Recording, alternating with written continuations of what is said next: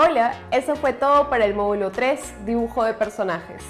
Empezaremos con el módulo 4, fondos y perspectiva. En esta clase revisaremos un poco los planos y ángulos que necesitamos saber para hacer manga. Un artista de manga generalmente contrata a uno o dos asistentes para que realicen los fondos, pero el trabajo termina siendo muy colaborativo. En las próximas clases veremos más cómo trabajar fondos, pero antes me gustaría tocar un tema que está mucho más ligado al guión y a la narrativa que a los dibujos.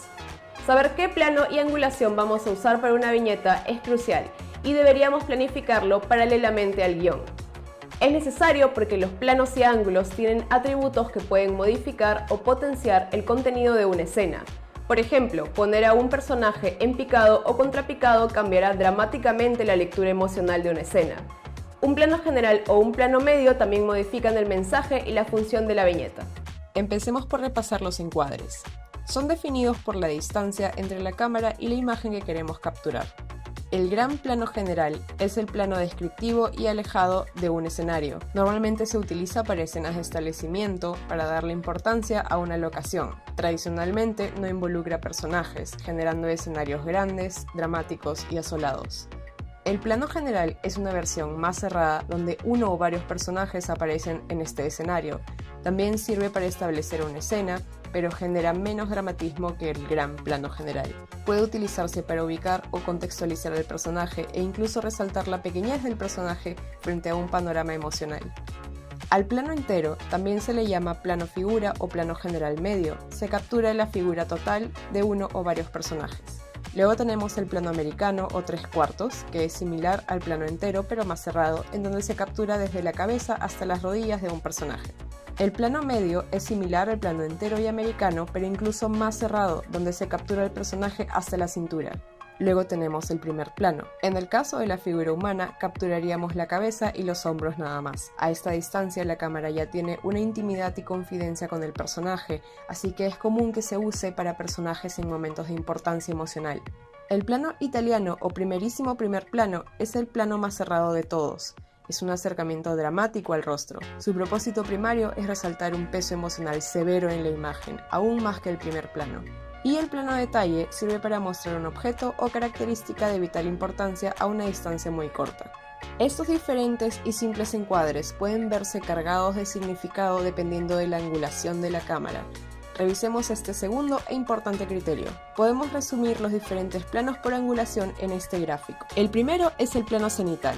En el sentido más literal, es una vista con un ángulo de 90 grados perpendicular al suelo. Es una perspectiva poco natural, así que cuando se usa es para resaltar una característica del entorno o la colocación de objetos y personajes en una escena. En los cómics es mucho más común encontrar un plano semicenital que tiene un ángulo ligeramente menos severo y cuya perspectiva es más legible.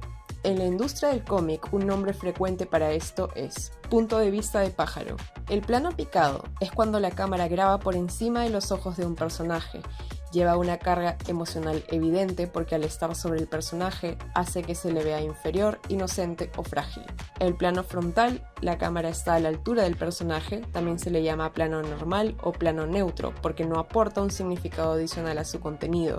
Luego tenemos el plano contrapicado, la cámara está inclinada por debajo de los ojos del personaje, ligeramente orientada al techo. Tiene el efecto opuesto al plano picado, haciendo que el personaje se vea más fuerte y poderoso. También tenemos el plano nadir, la cámara está totalmente por debajo del personaje, con un ángulo perpendicular al cielo. De forma similar, es mucho más común encontrar un plano semi-nadir, que tiene el ángulo ligeramente menos severo y cuya perspectiva es más legible. El término correspondiente en la industria del cómic es punto de vista de gusano.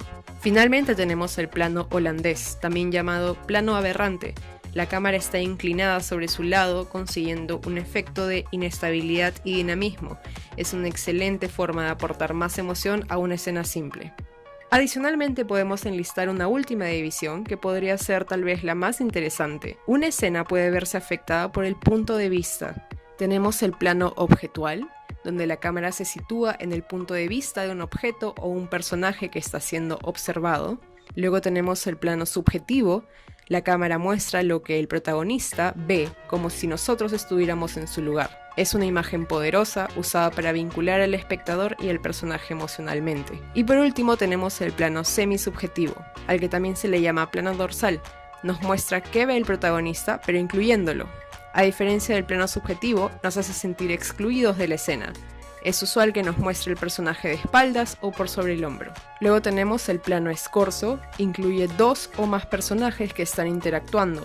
La cámara está detrás del sujeto con la acción pasiva y en segundo plano está el sujeto con la acción activa, dirigiendo la atención sobre él.